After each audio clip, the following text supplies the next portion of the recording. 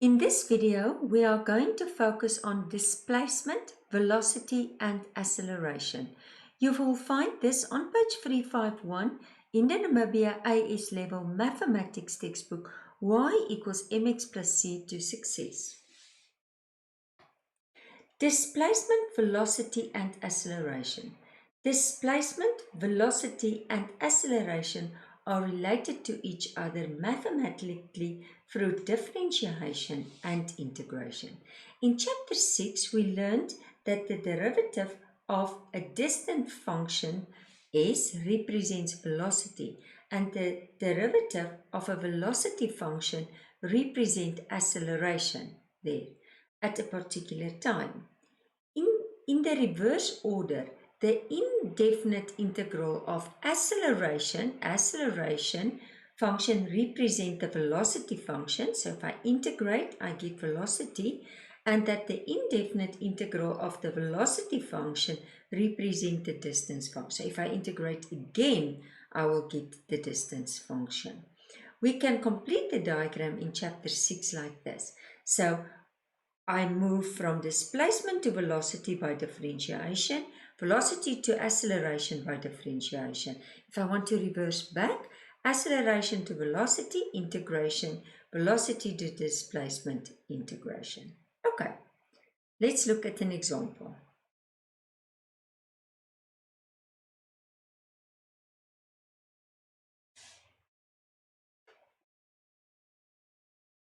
Just want to make it a bit bigger.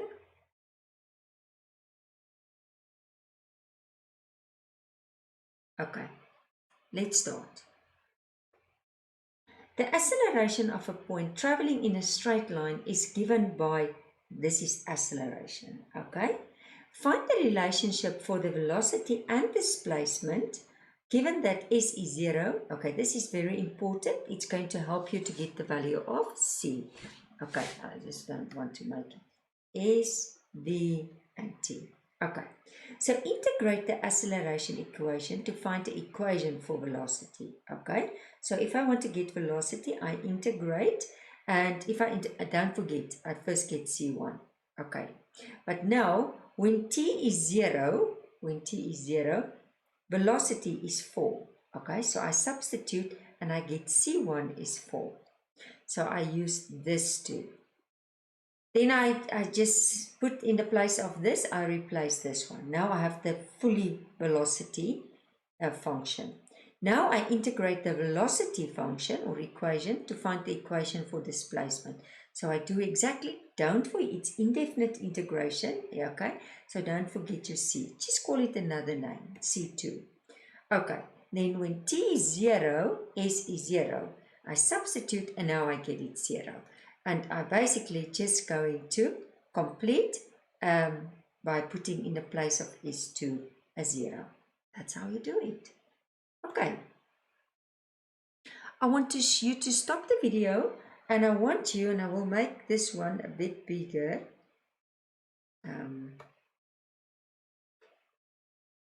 Moving it down. Okay.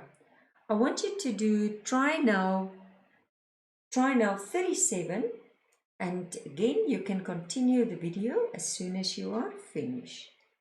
Okay, let's start. The acceleration of a body traveling in a straight line is given anytime t by, there is the function.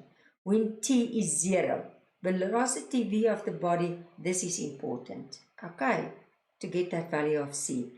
And it's the displacement s from the origin 0 is 1 meter. Okay, so they say t is 0, v is 2 meters per second, and s is 1 meter. Find the expression for v and s in terms of t. Okay, now I'm just going to make it again smaller so that I can write. Okay, let's start. Let's just move this one up. Okay, let's first start with the acceleration formula. The acceleration is 6t plus 1. So if I want to get velocity, I will integrate 6t plus 1, and don't forget I integrate to t. Okay, and that will give me, don't forget, it's an indefinite, there's not boundaries, so that's 2 over 2 plus t, and don't forget your c1. Okay, so that will actually be 3t squared plus t plus c1. Okay, now I'm going to use that. When t is 0, v is equal to 2. Okay, and now I'm going to substitute that. So in the place of v, I'm going to put 2. In the place of t, I'm going to put 0.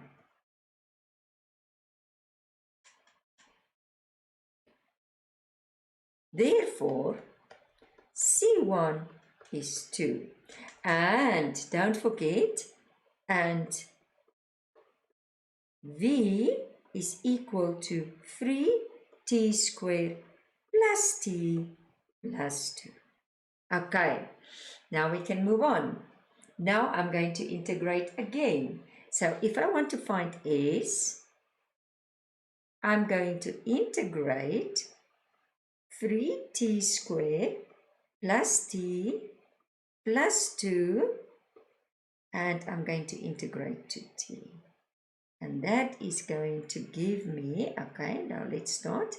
That's going to give me 3 to 3 over 3 plus t squared over 2 plus 2t plus c2. And that is going to give me t3 plus 2t plus c2. Okay, it's always good, I didn't do it here, in the final step to just write the v again. Okay, now I'm going to say again, when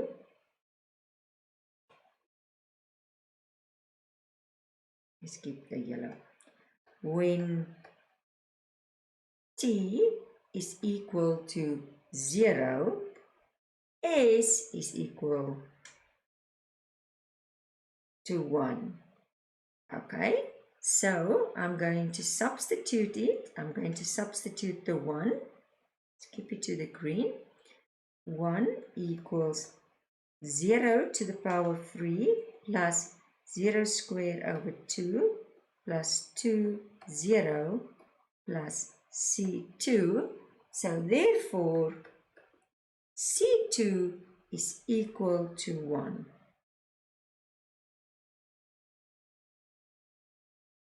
And S is equal to t to the power of 3 plus t squared over 2 plus 2t plus 1. And that is my final. So there's my two formulas. Let's see, there was the one for V and there was the one for S. Not very difficult.